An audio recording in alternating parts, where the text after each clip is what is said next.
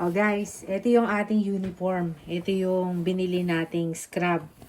Ang pangalan ng scrub ay Mandala. Woman with Equal Technology. So ngayon, lalabhan natin.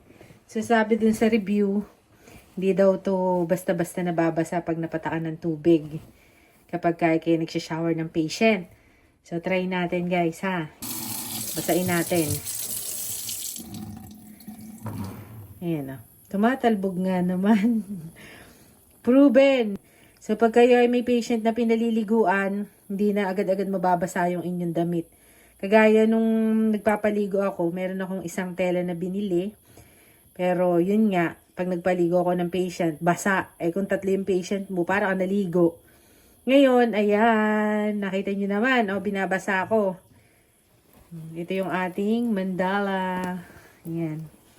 Proven. Nakita nyo naman, hindi siya agad-agad nababasa. Meaning, hindi basta-basta kumakapit agad yung mga dumi. Ayan. Takasan natin para mas maganda. Tumatalbog. Tumatalbog guys yung tubig. Pero syempre, pag sobrang tagal na, ayan, mababasa na rin. Okay? Oh. Yan natin, patayin natin.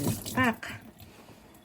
Binasahan na natin yan ng maraming tubig. O yan. Ito pa lang yung nababasa-basa. Ayan yung ating Mandala Scrubs. Congratulations, Mandala. Ayan. Proven and tested. Na hindi siya basta-basta agad magbabasa. Kung magsishower kayo ng inyong patient, kahit marami pa kayong i-shower, hindi kayo mukhang naligo sa paliguan. Siyempre, yung mga bacteria, hindi agad-agad makakadikit sa inyong damit. Sana guys, nagustuhan nyo, nakapag-share ako sa inyo. See you again hanggang sa susunod na review.